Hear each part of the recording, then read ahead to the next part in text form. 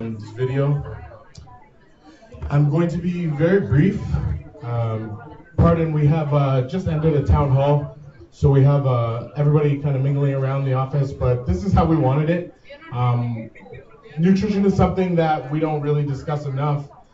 They don't discuss it in school, so it's stuff that we should know, but we don't really know. So we're just going to go through it quickly, and hopefully it's a high-level overview. And if you have any questions, just go ahead and bring them up, and we'll cover them. So my name is Jermaine Murray. You guys know me as the IT guy, but I am an International Federation of Bodybuilding professional bodybuilder. I'm certified in the Scientific Management and Response Training Systems by LLC Evolution, a very highly credited person in the bodybuilding industry, Dave Colombo. Why does nutrition concern me? This is the main question. Number one reason we should be concerned with nutrition, longevity of life. With nutrition and food, we are able to sustain life further and live a better quality of life, which is usually the number one topic. A lot of people, they find that when they start to find nutrition and exercise and health, it's because their doctor told them that they have to. And at that point, you know, you're really reactive, not proactive. Performance. Not only physical performance in your body, but also mental performance in your brain. And this is something that should be very important to all of us. We're working on projects day and night. We're sitting at the desk way too many hours. And if you don't have the correct nutrition, your brain's not going to be functioning as well as it could be. So this is something for all of the account managers and project managers to take note of as well. It's important that your team has food, has enough ample break time, water, that sort of thing, etc. Being good examples. Now, myself as a father, I put this one in there because we lead the next generation in nutrition.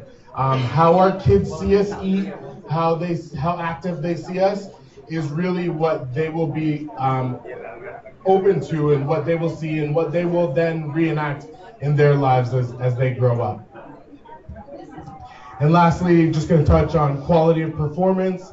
Again, you know, you may be getting your tasks completed, but they may not be done in the best performance or the best quality as they could be with a little better nutrition. So what do we need to know about nutrients? Like, really, what do we really need to know? Because there's so much of it. What are micronutrients? I'm just going to quickly touch on micronutrients because it's such a big topic. Micronutrients are your minerals and your vitamins, etc., stuff like that. Your vitamin D's, your omega-3s, all of the minerals that are required to cover. They're all essential. The most important question are, what are macronutrients? We hear a lot about calories. A lot of people know what calories are, but we never hear this term often enough, macronutrients. Your macronutrients are what are the basis of your calories. Are all macronutrients the same? And the answer is no, they're not. All proteins are not the same, all carbohydrates are not the same, and all dietary fats are not the same. A lot of people, we all know that there are different types of fats, but your protein sources also depend on the amount of amino acids that you are getting, which is required for muscle building, recovering protein, and bone marrow. Are they all essential to life, all the macronutrients? And this is the funny thing, they actually are not. And the one that we people love the most is the most non-essential, and those are our carbohydrates. So your dietary fats are responsible for your neural function and your hormone balance. So if you ever find that you are having an off hormone balance, or your brain is just cloudy, not functioning well, it could be your dietary fat level. You might want to bring that up. Especially if you're getting into older age and you're a male, you don't find you have the same energy as you used to, your dietary fats may be too low, and they could be setting off your hormone balance. Proteins are probably the most important macronutrient, so we're just going to quickly touch on that. Proteins can be found in your meats, your nuts, your eggs, lots of different protein sources that have strong amino acids for recovery. Protein is the building block of nutrition. It is the essential macronutrient. Protein is partially responsible for maintaining and building skeletal musculature. When we hear about muscles, we always think, oh man, that guy's jacked, look at him, right? But that's not all. Like, your muscles are responsible for getting up off of the couch, for being able to catch a ball, for being able to push your child on the swing. So we don't always want to think of the overbound musculature, but just the required musculature that we need to do the everyday functions, like Mark reaching over to turn down my mic. That's his back. Those are his back muscles that he's using to bend over. So we're going to touch on fats. As I mentioned, fats are responsible for brain function, brain activity, healthy brain activity, and your hormones as well. For men and women, hormones are very important, especially if you're a female and you are not scheduled as regular. It could be your dietary fat levels. If you bring them up and keep them more balanced so they're consistent throughout the day, you'll find that all of your cycle timing will be more balanced as well and be able to time it. Oh, fat sources, healthy fat sources, avocados, nuts, salmon, lots of red meats are really high in healthy fat sources. Lastly, we are going to talk about the carbohydrates. So everybody loves the carbohydrates, your breads, your potatoes, your rice. Carbohydrates are the only non-essential macronutrient. That means you do not need them to survive. You could completely take them out of your diet and you will function properly, you will survive, and it just doesn't feel great at first because people love carbs and carbs make you happy. That's just the way it goes. Everybody loves cake, right? So your body breaks down carbohydrates into glucose, and then it is stored in your liver and in your muscle cells. When the storages are full, your body converts the remaining glucose into stored body fat. Here's the kicker, here's the important part. So if your liver and your muscle cells are already full of this stored glucose, the remaining carbohydrates that you're eating will now be stored as body fat. So if you're wondering why you store body fat, it's because you're eating more than you need to. It's pretty simple. What are calories? So calories is basically just a language. It's a measurement unit used to describe energy. Burning calories or eating calories, these are phrases that we all commonly hear every day. How many calories should I be eating? That's the big question, right? How do I know that I'm eating enough calories to perform well or to recover my energy, but not to gain extra stored body fat like we were talking about? Calories in versus calorie out. It's the day-old additive that everybody's heard, but what does it actually mean? So your calories consumed throughout the day minus the calories you burn today will equal your caloric value for the day. So that caloric value will tell you whether you are in a state to burn fat, maintain your body level, or gain muscle, or gain fat. So your caloric value indicates whether your body's in a state to gain or lose. I should click this before I continue rambling, right? It's because I love this stuff, right? I can honestly go on about nutrition for the day. That's why I have to have the slides. It keeps me on point, keeps me on task. All right, so what is thermogenesis and why is it important? Thermogenesis is how your body burns stored body fat. So if you ever find that you get warm and get hot, that's the little tiny cells in your body vibrating and heating up. And as they heat up, they burn energy, and this is how we release stored energy, release stored body fat. We got to use it up. So stored body fat is literally stored energy that your body is waiting for you to need or to use. And this is how we maintain a lean physique or a lean body, or maintaining the certain amount of body fat we want. We have to make sure that we're not eating too many calories and that we're burning enough calories to maintain that value. Activity burns stored glucose in the muscles, and the cells in the muscles use energy in a process called ATP. This is actually the process that you use to lift weights, to train, to run, to sprint. It's actually an explosive activity that's happening inside of your muscle cells, and your muscles are using the stored energy in the cells to produce that activity. That's my muscle cell. There we go. Here we go, just to basically cover it again, what we talked about. We got your carbohydrates. These are your fruits, your grains, your potatoes, your veggies, your table sugar, probably one of the worst forms of carbohydrates.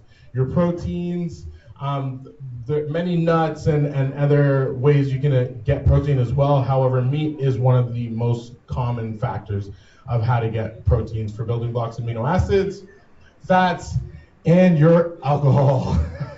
So I want to quickly talk about alcohol, because your body actually treats alcohol as a poison.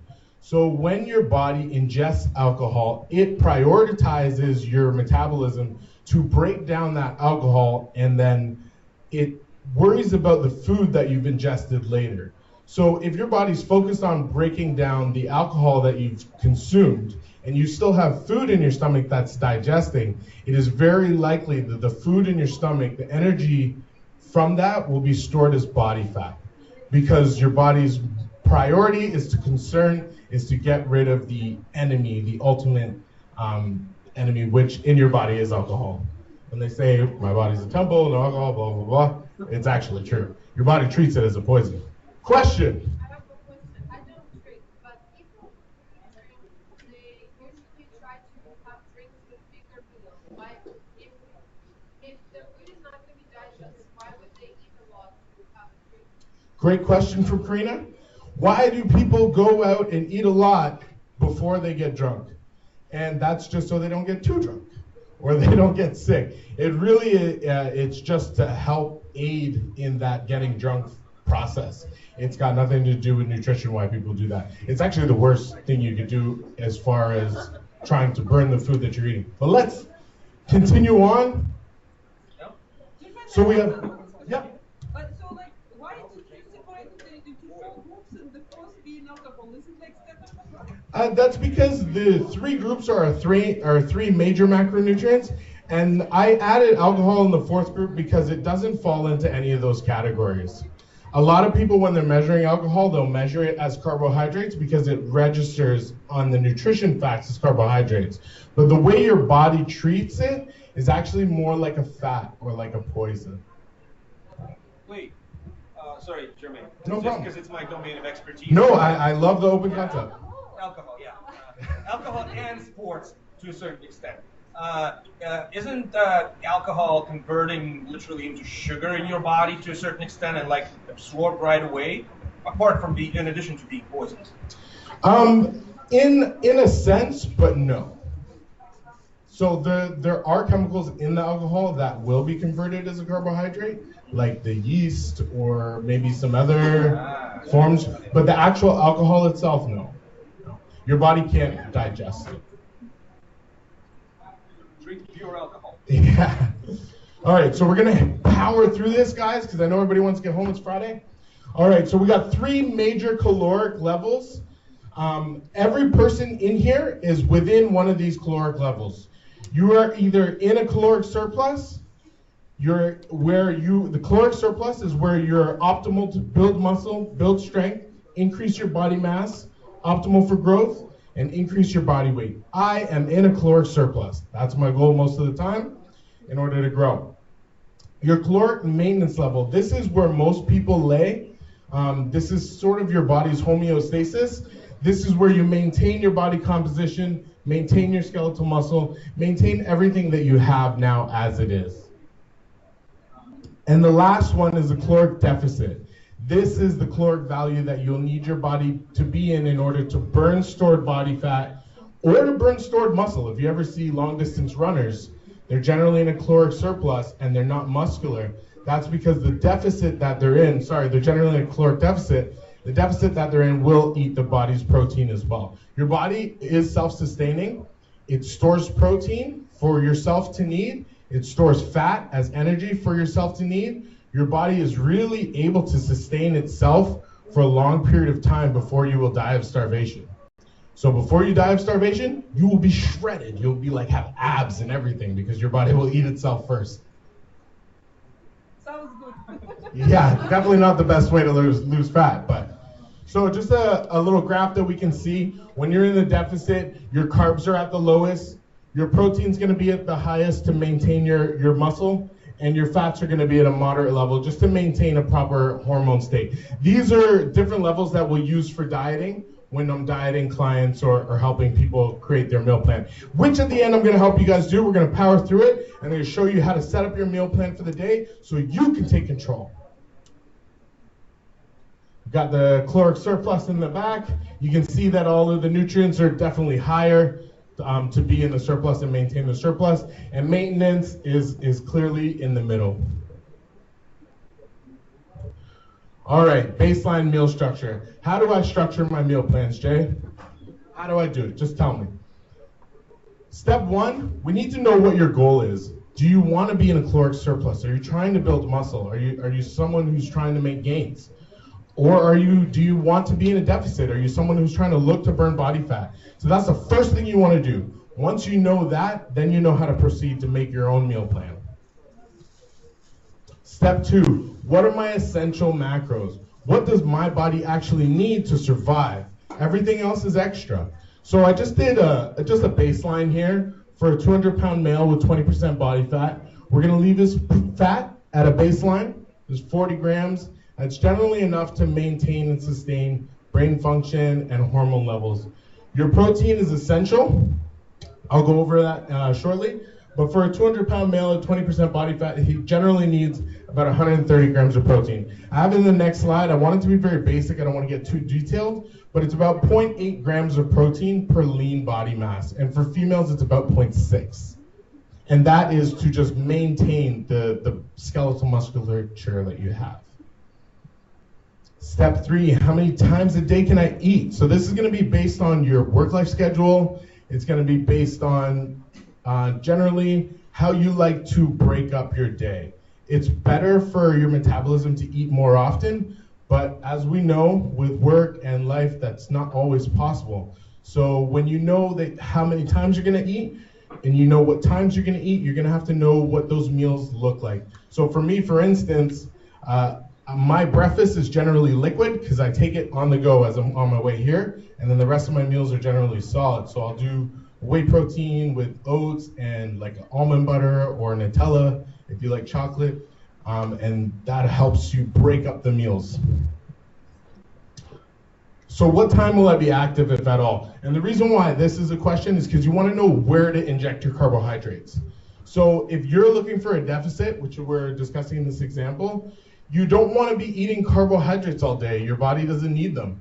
So you want to schedule those carbohydrates around your workout, around your run or your cardio if you're doing a walk or your weight training.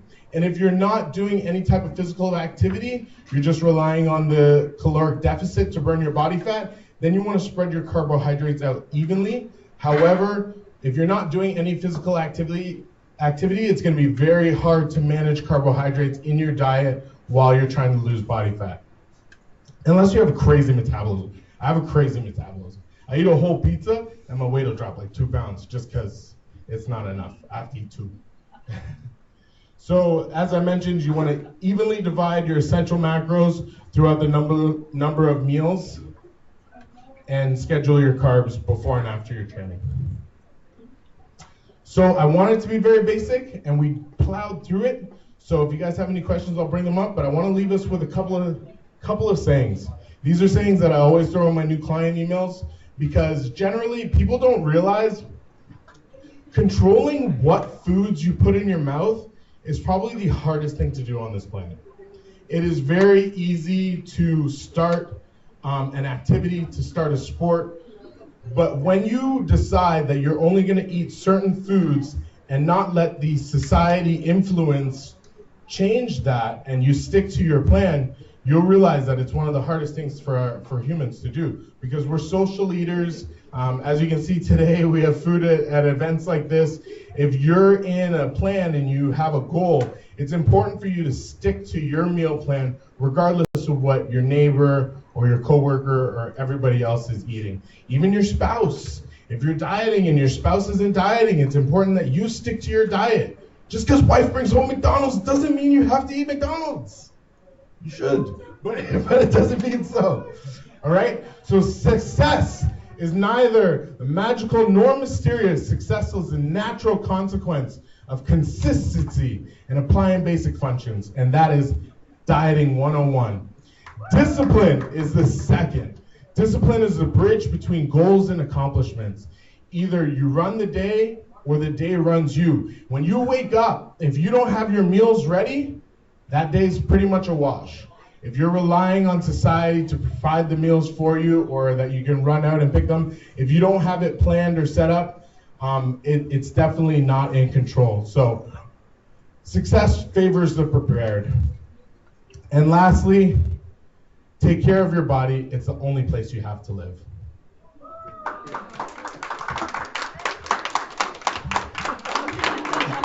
I'm just going to see if we have any questions online.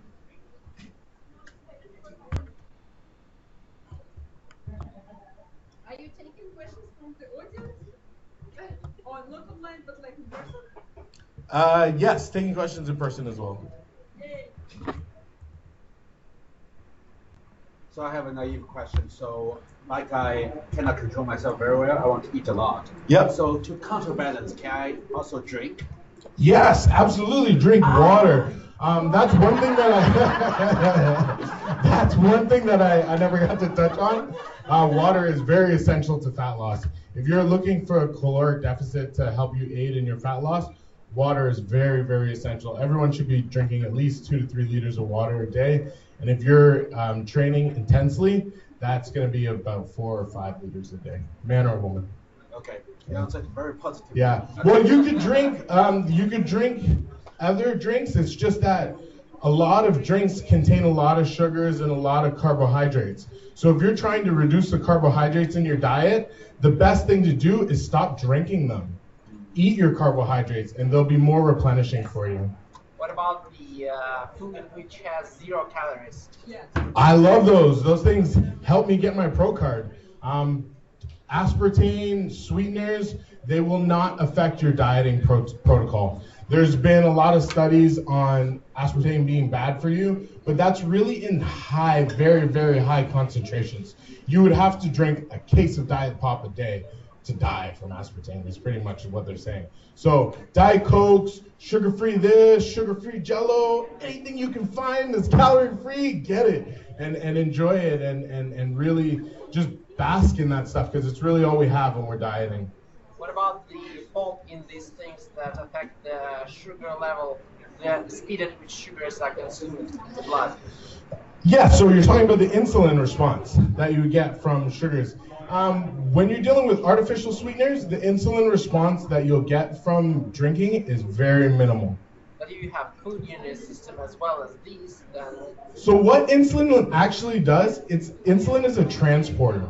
So insulin will actually help transport the nutrients that your stomach is breaking down to your muscle cells. So if you are in need of the carbohydrates that you're eating, the insulin response is only going to help push those carbohydrates into your muscle cells. However, if you're in a caloric surplus and the carbohydrates that you're eating you don't need anyhow, the insulin response will again help shuttle things where they're going. It's just they're going to be stored as body fat. Thank you. This is great! This is great! We got a lot of fire for nutrition. That's great. You only got one place to live. That's your body. Once it's gone, it's gone. Unless we have AI, some AI science gurus that are... Yeah, back to the questions. So on carbs, right, you mentioned it, they are the least essential macronutrients, and if one wants to get rid of carbs gradually, I mean it's really hard to totally avoid carbs, like day one, I mean in a habitual form of life, like Yeah. if you're used to it and your body is used to it. So if I were to choose one meal where I should completely avoid carbs, should that be like earlier in the day, later in the day, and like... That's a very good question. Very good question. So what she's asking is, when is the best time to have my carbs if I am going to have carbs? Yeah. So the best time to have your carbs is in the morning, because then those carbs that you're eating will help push you through the day. They're going to energize your day. And as long as the carbs that you're having in the day is not more than enough that you need for the day, it will sustain you throughout the day, and then you will continue to be in a caloric deficit after later on in the day as you continue on in the day. Now, I don't want you to think that you can't have carbs at all. Just to give you some ideas, a high amount of carbs for a meal would be over 30 grams of carbs. That's about half a cup of rice to a cup of rice is about 30 to 50 grams of carbs, where really low would be 5 and 10 grams of carbs per meal, and that would be more like your salad. Like if you have a salad with veggies and potatoes, you're looking more at like 5 or 10 grams of carbs per meal. So if you do want to have carbs throughout all of your meals, you can. You just have to implement more vegetables, more salads, and then leave the more starchier carbs for earlier in the day or when you're training, like your oats and your rice and etc. stuff like that. Any other questions? Yeah, so you know there are like pure protein diets. Yep. So are they unhealthy for the body? So there's really no such thing as a pure protein diet, an all protein diet, or a zero carbs diet. That's because protein and carbs are in everything. So even in your meat, you'll find trace amounts of carbs, and even in your carbs, you'll find trace amounts of protein. So if you're in a high protein diet, as long as you have enough essential fats to maintain your hormone levels and maintain your brain function, carbohydrates are not required. So you'll find a lot of people when they go on zero carb diets, the first couple of days are usually the hardest. After that, your brain gets really used to running in ketosis and running off of body fat as the preferred energy source. You're almost like a hybrid car. A hybrid car to where your car, when it runs on the battery power, that's your body running on stored body fat. Versus when your hybrid car is running on gasoline, which you put in the tank, that's your body running on food. Now your car is not going to use the hybrid battery energy, your stored body fat energy, if you have an abundance of food that's being provided throughout the day. So you would say like it's possible to be on a high protein diet for like 10 years, 20 years? Yeah, absolutely, absolutely. By the way, you just mentioned ketosis. There is a keto diet, which is actually shift to the fats, to essential fats, instead of carbs. And it's extremely helpful, especially treats mental diseases, Absolutely. Brain diseases, all these beautiful things. But it requires additionally high level of protein. Yeah. Because fat, essential fat, good fat, and protein, they are kind of tied together. Yes. If you increase level of one, you should increase level of another. Yeah, and that's because of your sources. There are only so many sources of essential fats and essential proteins. And one thing that Constantine touched on was the keto diet, and I mentioned a couple other diets. These are all just fad names for caloric deficit. There are several different ways you can go into a caloric deficit, and any one that you choose is better for you. I always say the best diet is the one that works for you. If a no-carb diet works best for you, then that's the best diet for you. If you're someone that needs carbs, then spreading your carbs out throughout the day and maybe burning fat a little bit slower and gradually is the best diet for you. The best diet for you is the one that you can stick to. I don't know if that was asked. You know the stevia, Splenda, Yep. stuff? Do they actually work? Because I heard people say this is not good for your body, right? But if you're someone that likes sugar, loves sugar. Yeah, honestly, they really do work. I have a sweet tooth as well, and without Splenda, stevia, these type of sweeteners, I wouldn't be able to make it through my diet. And that's coming from me as a professional level bodybuilder. Professional? But we'll keep that to ourselves. But yeah, these are things, these are little tools that we have available to us to help us get through the diet. Because really, if a Diet Coke is going to help you stay on your diet tonight, then you'll be happy that you drank that Diet Coke tomorrow versus cheating on your diet and the next day you're going to wake up feeling disappointed. Karina, sorry. So there is like a vegetarian keto diet, right? It's all your diet. No. So a vegetarian keto diet. All right. So it's going to consist of a lot of nuts. And that's because vegetarians don't really eat a lot of meats. So you're going to be getting... Yeah. So for to get a vegetarian keto diet would be very difficult because a lot of these fat sources do come with carbs as well. But you do not have to be in a zero carb diet to maintain ketosis. Ketosis is just an expression for a state of your body to be running on stored body fat. So if you have carbs in meal 1 and 2, by the end of the day, you're in ketosis because the carbs from meal 1 and 2 have been expelled. So there are some recommendations that the slow burning proteins are consumed at the end of the day as the last meal or pre-sleep meal. So the reason behind that is just so the way that your body uptakes protein is in slow trickles. So as you eat and digest food, it's available in your intestines, and that is slowly being absorbed into your body. So if you eat a slow digesting protein like a steak right before bed, that means that 8 hours that you were sleeping, those amino acids will be available for your body to draw from within recovery while you sleep. So that's why they suggest slow proteins at night. It's just so that you have a constant flow of protein throughout the day. Because there's a phrase called anabolic and catabolic. Catabolic is when your body is in a catabolic state, like a caloric deficit, and it is it's eating itself. Whether it's eating itself in stored fats or eating itself in stored proteins that you have stored in your muscle, it's catabolism. And that's why they phrase it like that. So by eating the slow proteins, you're preventing that catabolic state throughout the night. I see, but this is, if it's protein, like extracted protein, with no fat, how does that help reduce the fat level? Yeah, absolutely. So the best way to look at it is over 4 meals, and then how many of those 4 meals contain fat. So if you have 10 grams of fat in each meal, then it's okay to have 10 grams in each meal. But if you have 20 in meal 1 and 0 in meal 2 or 3, then yeah, you want that extra 20 grams of fat in your last meal. So overall, it depends on an overall calculation of your macronutrients for the whole day, and not just per meal or any particular food item. Thank you. So there are This is great. The questions keep coming. This is great. This is my last question.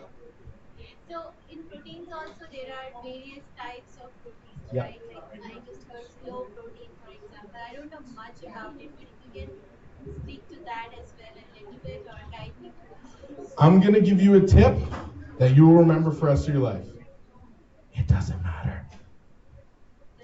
It doesn't matter. There are a lot of nutritional facts that you'll find out there online, and they're really particular for, it depends on what you're doing. If you're a professional bodybuilder and you're trying to maximize every moment of every day and every meal, then something like that might matter. But for the general population, or if you just have general fat loss goals, it doesn't matter. Just get your protein in, whether it's from nuts or salmon or beef or quinoa or chickpeas.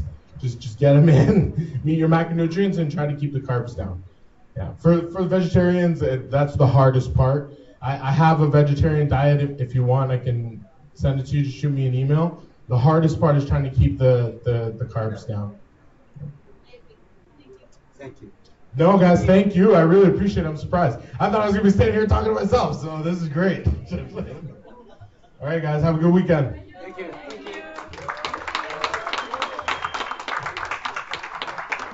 Oh, we got people online, too.